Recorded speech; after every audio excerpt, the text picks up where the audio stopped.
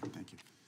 Madam Attorney General, you acknowledged earlier to Mr. Johnson that President Trump was mentioned and the release countless times, you said, in the Epstein files, and why the victims are frustrated. And the Attorney General acknowledged what Mr. Patel would not acknowledge, that it was way more than 1,000 times. But I want to move, Madam Attorney General, to weaponization of government. And yesterday it was reported that 6 members of Congress had indictments sought against him, and they were not returned by a grand jury.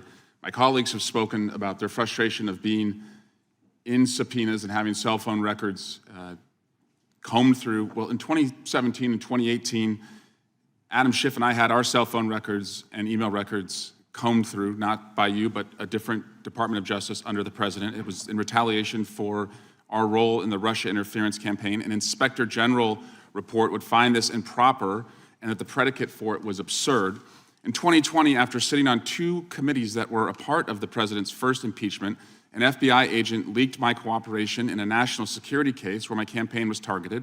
The President's FBI senior leadership authorized 2 statements to the press that said I was never suspected of wrongdoing and only helped the investigation. But that didn't stop the death threats or my GOP colleagues from referring me to an ethics investigation where Kevin McCarthy's chairman on the ethics committee would find the same thing as the FBI. Our current FBI director would then write a book called Government Gangsters and identify a long list of enemies. About a quarter of them have been either investigated or indicted. He listed me at the very top, along with Adam Schiff, and during that same testimony, refused to recuse himself when asked if he would recuse if any case came across his desk involving me or people on that list. Since that testimony, his department has put me under investigation with Senator and Schiff for the nonsense mortgage fraud cases that we've seen. I get it. This is what the President does. I've priced it in. We have a bingo card at home that my kids have made of what will come next. I expected that the President would come after his enemies. But what I want to talk to you next is serious, and I did not expect this would happen, and I'd like your help on it. The President has inspired death threats against me and many sitting up here with me. In June 2025, an individual left 11 voicemails at my district office. On the voicemails, they said, "Get the message to him. I'm going to hunt him down and toss his ass over the Golden Gate Bridge by himself." Donald Trump's Department of Justice in the Northern District of California declined to prosecute. On May 14, 2025, on Twitter, responding to something I posted, an individual said, "No, it wasn't Eric, and now I'm going to kill you." The Department of Justice from the Southern District of Texas declined to prosecute.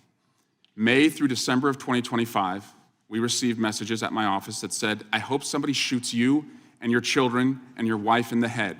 Pew, pew, pew, pew." I would stay indoors as much as possible, and my children, unfortunately, have to do that. The Department of Justice has not charged this individual and cited that he's a prolific caller and has health conditions, although what we have found in our own investigation and his voicemails is that he has said he will employ others to do this. The President can come after me. It's fine. I'm in the arena. So are these folks.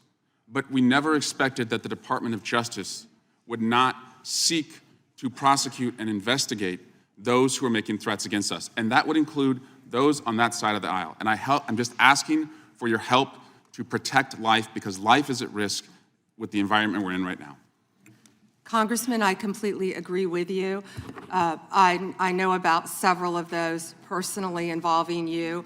I believe one has been charged publicly, and there's something I would be happy to talk to you about off camera, but I can assure you that they are very serious.